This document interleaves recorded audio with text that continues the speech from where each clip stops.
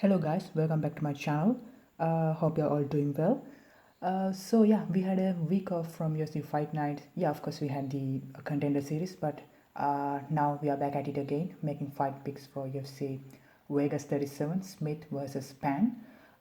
Before I make my picks, I just wanted to take a couple of minutes and go through a recap of our last event, Brunson versus Steele. So we did quite well actually in the fight card. We went 6-3, and we had five of those six fights that we predicted correctly, becoming perfect picks. That means like we picked the correct winner as well as the correct method. Also, we hit both our locks of the night in Tom Aspinall and Jack Shaw.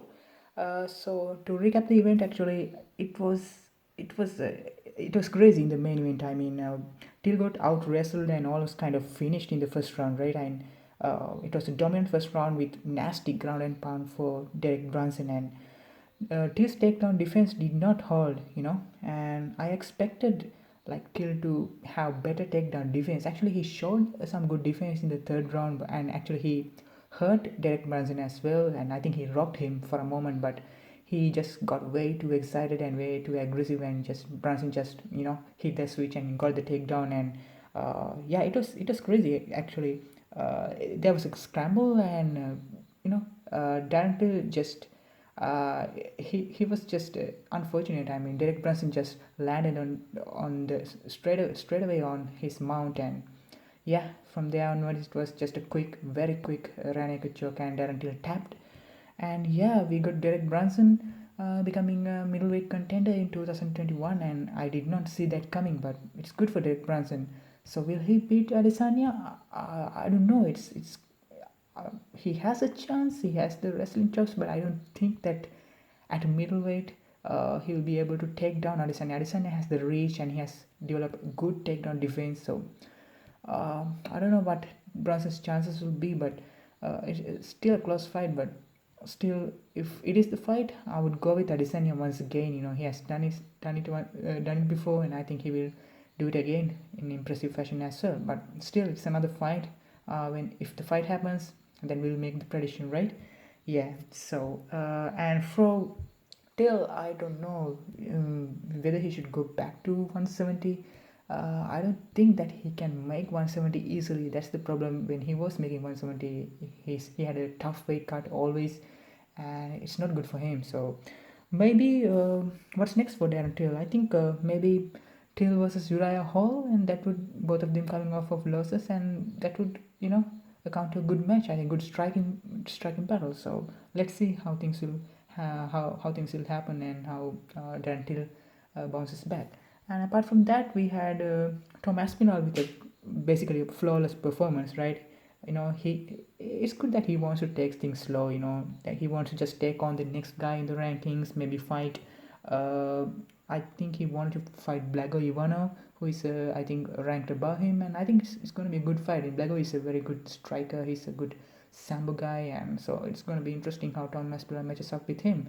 And especially now, Aspinall has BJJ credentials, and he shows really good striking, and it's really interesting, to see him move up in the heavyweight division. Now, heavyweight division is really getting interesting with this young blood coming up, and it's really going to be something in the upcoming few years. And yeah, another good performance is by Jack Shaw. He also basically had a flawless performance, and I predicted Jack Shaw to get a first round submission. He almost got the submission, but yeah, uh, it was basically a great performance by him. Actually, I think it's good that we got to see him go all three rounds, and especially not in a grappling way. He went all three rounds in a striking way, and it was really good. He showed some crisp and improved boxing, and showed great stand up. So it's really good to see him, perform like that. And yeah, let's see what's up for him next. And I think it's better if we can see a top 15 opponent for him next. And I think he will match up really well with some of the guys in the top 15. And just Jordan versus Junior Rosa was a fun fight, and Jordan just went for that KO, that flashy KO. He was winging punches way too much in round one, and actually round two was good for him, but too much loaded punches, and he was just throwing jumping kicks, and as I said, Rosa is he's the tricky veteran there.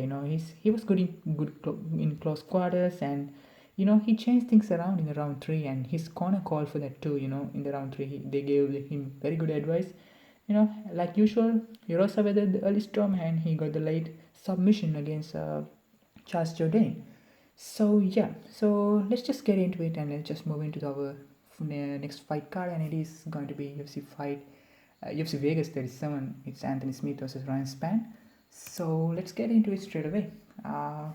The fight card start in the women's flyweight division. It's Emily Whitmire fighting Hannah Goldie.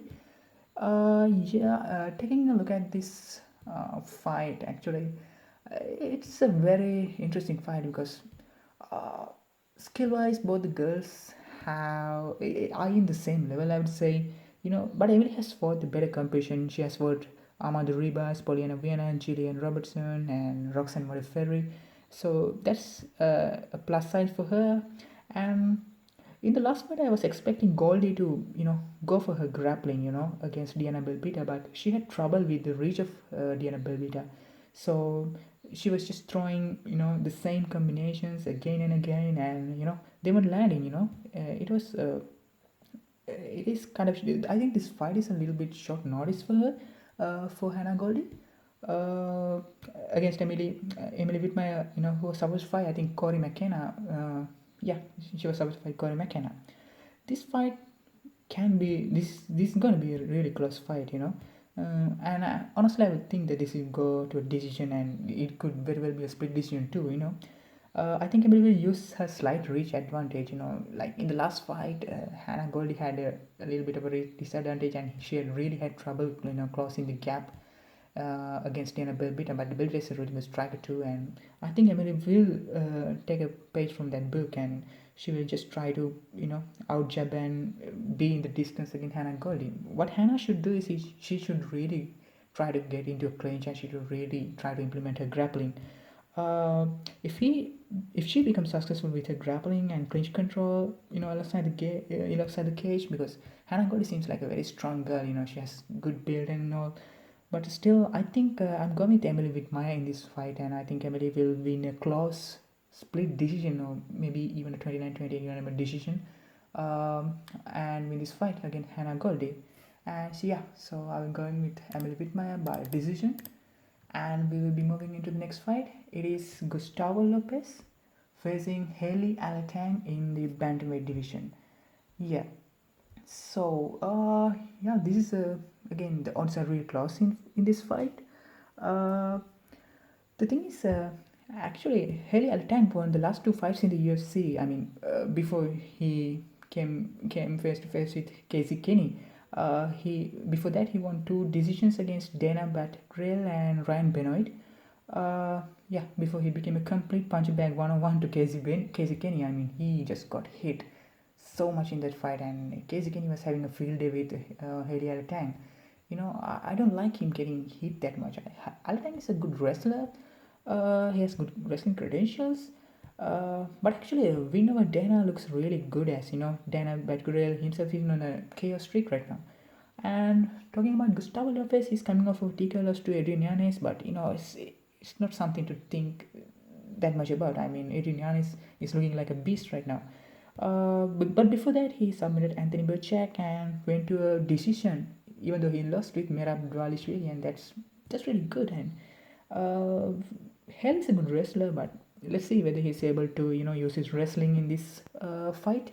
But I think I'm going to stick with Lopez to win a decision. He will win with more output, more jabs, more leg kicks, more calf kicks, and more punches and straight to the body. And I think that's what he's going to do. I'm going with actually Gustavo Lopez. Actually has an underdog in this fight to win a decision against Haley Alatang at 29-28 most probably. On the judges' scorecard will be good. So let's move on to the next fight, and that is in the welterweight division. It is Impa Kasanganaya versus Carlston Harris. Okay. Now actually, Carlston is like 7 years older than Impa. That's interesting, and he has 1 inch in reach and height. Well, Impa is kind of remembered as the highlight reel KO of Buckley. Well, actually, who is also fighting in this card. But actually, Impa is really good technically. He has good wrestling, but there are some holes in his striking defense. A lot of punches can get through, and from around his guard at close quarters, and especially when he's being pressured. Both had couple of slick submissions in their last outings. Carsten Harris submitted Christian Aguilera by an anaconda chop. Actually, he was a bit rocked before he got the submission, but he weathered the storm and then he managed to get that slick submission. And yeah, Impa had a sub. I think Impa had a submission against Sasha Palatnikov, as I remember. But I think in this fight, Impa will be the fighter that made more improvements over the past few months, and he's the younger fighter too, and he's athletic, he's built, but he hasn't really shown that knockout power or that really atomic punch, powering punch or something like that. But I see him being the more improved guy, especially training at Sanford MMA and all. So I see him being technical and accurate, and even hurting Harris a few times, and winning a clear 30-27 unanimous decision in judges' scorecards. But I could see Impa hurting Harris and even dropping him. And if Impa can really push the pace, maybe he can get the TKO too. But it's an interesting take. But I think Impa will actually win a TKO in the late third round, and get that finish that he's looking for. Yeah, so let's move on to the next fight in the fight card, and it is Erin Blanchfield versus Sarah Alpar. So Erin Blanchfield is making her debut in the UFC. This is in the flyweight, and Erin is a highly touted prospect. She's still 22 years of age, and she's in this fight she has 5 inches of reach, though both of them are 5 feet 4 inches tall. So Sarah is the veteran here. She has more experience, but Alpha fought at 135 and actually moving down in this fight. And it's interesting fact is that she has a split decision win over Jocelyn Edwards. Actually, Jocelyn showed some good skills and tenacity in her last 2 octagon outings. So it's good to have a win over such a fighter and that's a plus for Sarah Alpha. But when you talk about Erin's record, she has split decision loss to Tracy Cortez, and she has a head kick TKO win over Victoria Rinaldo as well. This fight is it's really hard to predict. Sometimes women's MMA fights, especially in flyweight, can be really really hard to predict, and because the favorites, the underdogs can come and surprise the favorites and all. To be honest, I think. Erin being over minus 300 favorite fighter over Alpar in this fight is it's crazy. I think that's too high, especially for a women's flyweight bout and a very young fighter making her debut. I only like Valentina to be more than minus 300 favorite in a women's flyweight fight. But it shows how high the community is on Erin's abilities, right? So actually, I'm going to take Erin Blanchfield to win this fight, and I think she will win by 30-27 or 29-28 unanimous decision. Alpha is tough, and maybe she can mount a comeback in the third round, but I think Erin will win it comfortably 30-27 or 29-28 unanimous decision on the judges' scorecards. And moving on to the next fight, it is Montel Jackson facing JP Bears. It's wow, Montel is a minus 590 favorite, and that is crazy. Both are young prospects. JP fought his UFC debut at 125, and he just ran into the Triple C trained Bruno Silva, and he looked a little gun shy, and he got overwhelmed by Bruno Silva's striking. Actually Bruno Silva was really aggressive, and he was pressuring, non-stop striking. And Montel Jackson is coming off of a TKO win over Jesse Stradle. Montel is 5 inches taller, and he has an 8.5 inch reach advantage. Actually, Montel will be having a reach advantage over all the bantamweights, I think, and maybe even some of the lightweights as well. When talking about Montel Jackson, he had a close and a grappling heavy fight with Brett Jones, and where he hurt Brett Jones a few times in striking as well. So I was really impressed by Montel's that performance, and he shows finishing potential as well, and he has the killer instincts to get fight finished, and he could sometimes lack the cardio in the later rounds, but it is something that is really fixable. Uh, JP gets hits a lot, and I really don't like that, especially because Montel packs a punch and he's a bit of accurate striker too. So and the beating Montel put on Felipe Caloares was just amazing. I mean, Felipe was just really tough, and he just survived that beating. So it shows Montel has some good output as well. So I think I'm in this fight I'm siding with Montel Jackson, and I think he will win via TKO in the second round. uh, JP should bounce back. I mean, he's a bit of a prospect himself too, and didn't have a good outing in his last fight. And I think this fight is really bad matchup for him. It's crazy. Anything can happen. But I'm kind of pretty confident on Monte Jackson getting this fight done. Getting this thing done. So and yeah, let's move on to the next fight. It is going to be Rong versus Brandon Jenkins. I think Brandon Jenkins is, a short notice replacement for Rong in this fight. Yeah, it's an interesting fight actually. Rong is still 24 years of age and 21 years of age, and he has a record of 17-4, and that's amazing. I know it's like he wasn't fighting the best competition in the world or anything, but yeah, still having 17-4 record at age of 21 is something. His debut was a bit of a mess. He showed his lack of high caliber experience under spotlight. Maybe what we call octagon jitters. I don't know. He wasn't doing anything in the first two rounds of his fight against Rodrigo Vargas. He didn't pull the trigger actually, and it took some time for him to get going in the third round, but it was too late at that point. The veteran Vargas, he has already won the early rounds with more output, and so he just lost that unanimous decision. Rong. Jenkins is the veteran here, and he's coming off of his PFL win against Jacob Kilburn via finish just a few weeks back. So it's not like even though it's a short notice, he's been fight ready. So it's gonna be interesting. He's 8 years older than Rong as well, and Brandon Jenkins will be having having 3 inches of 3 inches of height and 1 inch of reach. He's a syndicate MMA trained fighter too, so it's going to be an interesting fight. And Rong seems to have some crisp striking when when he gets going. That's the thing. Rong seems to be susceptible to submissions, as 3 of his followers are via submission. But I don't see Jenkins exploiting that in this fight, and I think this is going to be a stand-up fight for all the 3 rounds. I think this will go the decision, and it will be a close one. I think if it depends on what Rong has learned from his last outing. He needs to get going, and he needs to have some more output. And if he does that, I think I can see Rong winning a close 29-28 decision in the judges' scorecards. And I have to say this fight will be close because Jenkins he's a veteran. He's coming off of a good win as well. But I think I will go with the younger guy, Rong, to learn from his mistakes and get more output done and get a unanimous decision win. A close fight, it will be a unanimous decision win against Brandon Jenkins. So let's move on to the next fight. It is Pannie Kianzad and Raquel Pennington in women's bantamweight division. So yeah, this might be the closest fight in the card in my opinion. Pannie's in a 4-fight win streak and is the younger girl by 4 years. They are the same height, 5 feet 7 inches tall, but there's a slight 1.5 inch reach advantage to Raquel Pennington.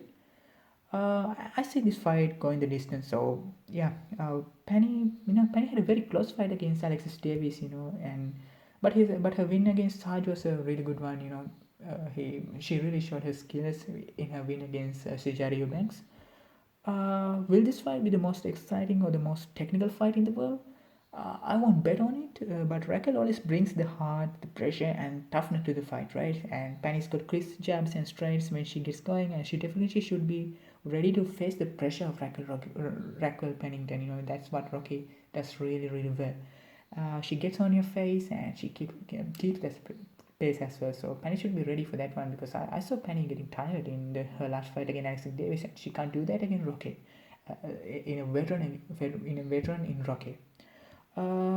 I think I'm going to go with the young girl in Pannie Kianzad to outpoint Rocky in a very, very close fight. And I can even see a split decision in this one. And I think I'll stick with Pannie Kianzad. I had to see the weigh-ins actually and how she's going to look. And uh, I'm going to go with Pannie Kianzad, winning a very close decision over Raquel Pennington. So moving on to the next fight, it is Tafon and Nchukwi versus Mike Rodriguez in the light heavyweight division. Another interesting fight, and it is Tafon seems like a very powerful guy, but he's still very green on the feet, right? He showed that he can go 3 rounds at an average pace against Jun Young Park, and that's a good sign for a young and improving fighter. He fought, I think, in middleweight in his last fight, but now I think he's moving up to light heavyweight in this fight. Tafon tends to swing his punches, headhunting, looking for that one punch KO blow, which he should really work on. If you get the KO, that is good and that is beautiful. That's a highlight reel KO. But unless you get the KO, it looks really, really bad, and you look like an amateur out there, right? You're swinging punches which are not landing. But Tafon can take a punch too. He's got a good chin. And in this fight, Mike Rodriguez is a powerful power puncher too. In the first round, Mike is really dangerous before he starts to fade in the second round, or in the coming rounds. Grappling is where Mike's opponents can really take advantage over him, but I don't think Tafon would choose that path. I think he will just try to stand and get it into a striking fight. First round will be interesting. Anyone can get anyone with their power. I think Tafon will take Mike's best punches, and he will push a better pace and eventually get a TKO, a referee stoppage in the late second round, I think, in my opinion. I'm going with Tafon and Nchukwi to win by TKO in round 2. Okay, moving on to the next fight. It is Joaquin Buckley versus Antônio Arroyo. So this is interesting. Ever since we witnessed Buckley making an octagon debut against Kevin Holland, in a short notice fight, it's the Buckley effect, right? Either he Buckleys other people with spectacular chaos, like his spinning jumping back kick of Impa, or his swarming TK of Beverly Hills Ninja Jordan, right? Or he gets Buckleyed, like he did at the hand of Holland and Alicia Di Chirico. So Buckley is a powerhouse, intense and tenacious out there. He definitely looks for that pure blow rather than winning on scorecards. His striking is still, he's yet to be polished. He's swinging punches out there, power punches, but he has some good defense as well, and he's muscle bound. He packs a punch, and he's fighting Antônio Arroyo, who had a very disappointing showing in his last fight against Deron Win. He was towering over Deron, and he had reach and length advantage, but basically did nothing out there and just got easily out grappled, and it was a very disappointing performance by Arroyo. But we have to remember Arroyo has got really good kicks, and that is a worry when Joaquin is when he's at a distance. So Arroyo could get his body kicks going and leg kicks going, and that's going to be interesting, because Joaquin Buckley sometimes he tends to rely on that offense only. Sometimes he forgets the defense, and it could cause troubles for Joaquin Buckley. So is grappling the path Arroyo should adapt here against powerhouse striker in Buckley? I think it should be. I think Arroyo's got good jiu-jitsu, but it's interesting to see whether that will be the path that he will be adapting. But as a prediction, I like Buckley to win via TKO in the second round. The first round could be a little bit messy, but in the second round, I think Buckley will find his timing, his range, and I think he's going to get a TKO win in the second round over Antônio Arroyo. So let's go with Buckley via TKO in the second round. Moving on to the next fight, and it is Nate Maness versus Tony Gravely in the bantamweight division. Interesting fight once again. Maness is 5'10" inches tall for the weight class of 135 pounds, and he's really tall for the weight class, and he has a good reach advantage too. He kept his composure and weathered the early storm against Luke Sanders to get the win. He beat Johnny Munoz Jr. via decision in his UFC debut too, so that's a good win as well. But Gravely is a decent wrestler. He's a good grappler. He had a good showcase against Brett Johnson in short notice as well, and last fight he beat Anthony Bechek by TKO. as a prediction for this fight, I think Gravely will win the wrestling positions and clinch control, and he has a couple of inches reach disadvantage, but grappling will make up for that. He will always try to take the fight into those clinch situations. He's a -210 favorite, which I think is way higher. I mean, Maness is a good fighter, but I think Gravely will win the first two rounds based on grappling plus control, and Maness might mount a late comeback when Gravely is tired in the later round. But I'm going to go with Gravely winning via a decision, 29-28. Where in Nate Maness will mount a comeback in the third round when Gravely is a little bit tired. But still, I'll go with Gravely winning a decision over Nate Maness. Moving on to the next fight of the card, it is Christos Giagos and Arman Tsarukyan in the lightweight division. Okay, now this is one of the fights that I have been looking forward to, and because Arman is one of the brightest prospects in MMA today. If he plays his cards right, chooses his training regimen wisely, and keeps his consistency, I see him as a future 155-pound champion. His potential is that high. He has such a well-rounded fighter for such a young age. He's just still 24 years, and he's kind of shorter for the lightweight division, but he's athletic and muscular. And actually, in the UFC, he hasn't shown his finishing ability. But to be honest, he has faced only the toughest competition since his debut. So, had to cut him some slack, right?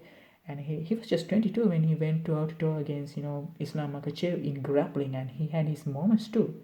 Islam is perceived to be this virtually unchallenged in grappling in lightweight division, but in short notice, Arman did amazingly well. So it's really impressive what Arman did against Islam, and his performance. After that, all his performances were really, really good. So he's indeed a bright prospect. And to talk about Christos Giagos, he's a decent grappler himself. He's a very strong grappler, but his endurance, his cardio is always a worry. He starts well, but he fades in the second half of the fight normally, and he can get hit a lot hard. He can get hit a lot then, after he gets tired, and that can be really, really scary. Arman, I think in this fight will be more technical, and Giagos won't be able to get his grappling game going in his way, and I think Arman will win a fairly clear decision, 30-27, and even actually I think Arman will be able to hurt Giagos in the third round, and I think Arman will finally be able to get his first finish in the UFC, and I think he will win via TKO in round 3. Giagos is going to be a little bit tired in the third round. He's going to get a little bit hurt, and alongside the cage, I think the referee will jump in to save Giagos, giving Arman his first TKO win. I think first TKO win inside the octagon, and I'm going with Arman, and I think I'm pretty confident with Arman winning this fight anyways. He's one of the best prospects. He's a -800 huge favorite. I don't like any fighter being that much of a favorite, but still this is actually he could be a favorite, that much of a favorite. Arman is such a bright prospect. Let's see how he do anyways. If Christos can he can mount some office and get a win, and that's going to be really huge for Christos' career. But still, I'm going with Arman Tsarukyan in this one. Yeah, and let's move on to the next one.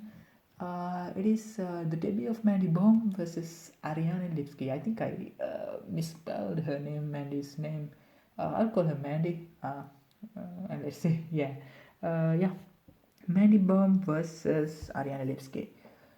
Mandy is making her UFC debut, and she's 32 years old and has 3 inches of reach advantage over Lipski. Mandy is undefeated at 7-0. Lipski actually came to the UFC with much hype from KSW, right? But she hasn't lived up to that hype, except for that crazy knee-bar submission over Luana Carolina. Still she has trouble on the ground, especially when she's on the bottom.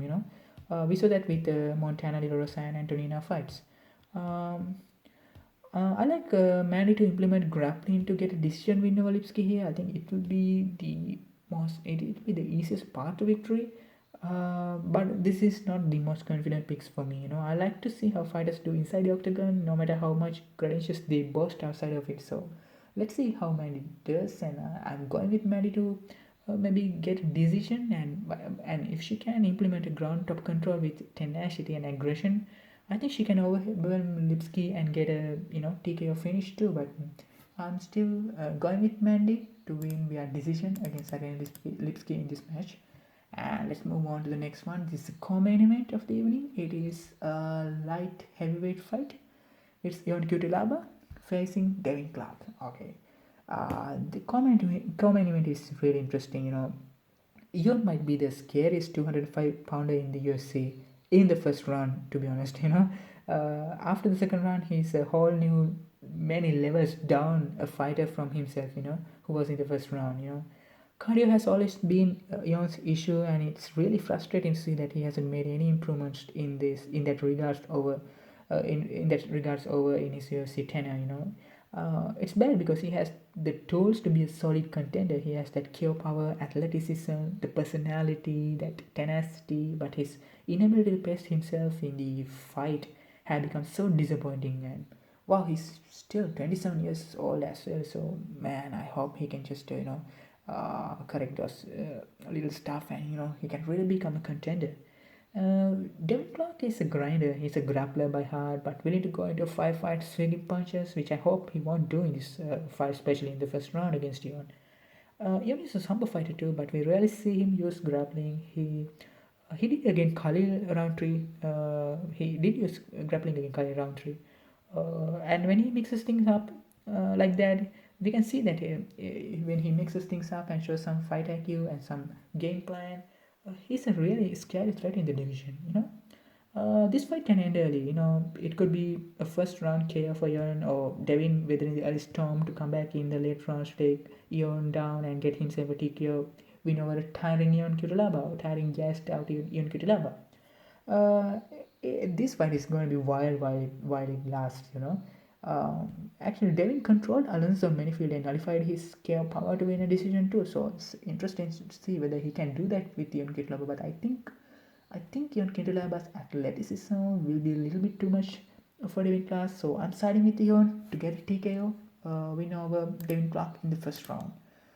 It's a close fight. It depends on that Eon's ability to get the fights finished early, or to pace in the fight. Normally we don't see Young pacing well in the fight, so it's really interesting. So yeah, I'm still sticking with your Cutelaba to win via TKO in the first round. And yeah, let's move on to the main event. It is Anthony Smith versus Ryan Spann. So it's a really good opportunity for Ryan Spann to jump into the top 10. He's been given the chance against the veteran in Anthony Smith.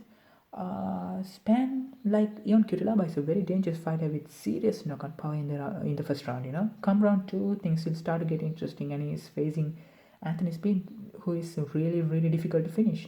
As name suggests, he's indeed Lionheart. He's indeed Lionheart out there when he's fighting. After the global loss and back-to-back losses to Alexander Rakic, people underestimated Anthony Smith. But he bounced back with an easy triangle choke against Devin Clark. And in his last fight, yes, it was a freak accident where Jimmy Crute got his leg injured, but Smith was doing really good, up until that moment as well, having his moments against a young, talented Crute. His jab was on point, and it was really fast, and Smith was having his moments, so can't only say that it was just a freak accident, but things could have been interesting without that accident. I hope Jimmy Crute is fine and he's recovering well as well, so let's wish him a fast recovery as well. With all due respect, I think Anthony Smith's title contention run was a bit, was at the right place at the right time kind of a thing. When he faced ranked Russia Demons and Shogun who were way over the hill, right? And but you can't deny his comeback wins over Volkan or Alexander Gustafsson. Not to diss on his work, but 2019 Alexander Gustafsson was not the Gustafsson that went toe to toe with Johnny Bones, right? And when talking about Ryan Spann, his last fight against Misha Serkinov, people expected Serkinov to grapple with Ryan Spann, but Serkinov just wanted to make it a stand-up fight for some reason. He just got knocked out, and that was really disappointing in Serkinov's part. So I still think that this matchup is good for Anthony Smith. He has to weather the early barrage and implement his grappling of Spann. But Spann has a lot of, in fact, tons of guaranteed jobs which Lionheart should be really aware of. So that's going to be interesting if Lionheart wants to get into grappling with Anthony Smith. He can just nudge the submission. That guillotine. He can just put that guillotine choke of Anthony Smith. But I think Anthony Smith will be the veteran here, and I think he has the ability, and he has got the jiu-jitsu and the wrestling and the heart. That's the most important thing in this fight, and he will be able to weather the storm against Spann. And I think he will extend the fight to maybe in the second round or the third round when Spann gets a little bit tired, and I think he's going to keep the grappling going, and I think Anthony Smith will win via TKO in the third round, and that's going to be my prediction for the main event. So yeah guys, so we just went through all the prelims and the main card fights for this fight night. So yeah, the next event is gonna be UFC 266. It's Alexander Volkanovski versus Brian Ortega for the featherweight title, and we got a championship doubleheader. We got Valentina Shevchenko defending her title against Lauren Murphy, and we see the return of Nick Diaz as well. So there are some interesting matchups. We got Marlon Moraes, Merab Dvalishvili, we got Dan Hooker fighting Nasrat Akpras, we see Chris Giagos fighting Shamil Abdurakhimov, and yeah, Manon Fiorot, bright prospect, fighting in this one. Nick Maximo, yeah, he's also a very bright prospect. He's facing Carl Robertson and Uros Medic. The last performance of Uros Medic was really interesting, so it's really good to see him fighting a rangy guy in Jalen Turner. So it's a good event. So we'll be making fight predictions for that event as well, and yeah. So guys, this is it for me right now in this video, and yeah, just please leave your comments and any suggestions for my videos, whether I should change things around, and also I will leave my social media handles in Twitter as well as a link to my Tapology page where I'll be making fight prediction not only for UFC as well for Bellator and PFL. So please check out my fight predictions in Twitter as well. I will be posting them before each fight night and each pay-per-view. Yeah, so this is it for me in this video. So I hope you guys enjoyed this one, and please leave a like, please leave a thumbs up, and please subscribe to my channel if you want to see more of this content. And yeah, I'll see you in the next one. So cheers guys, take care.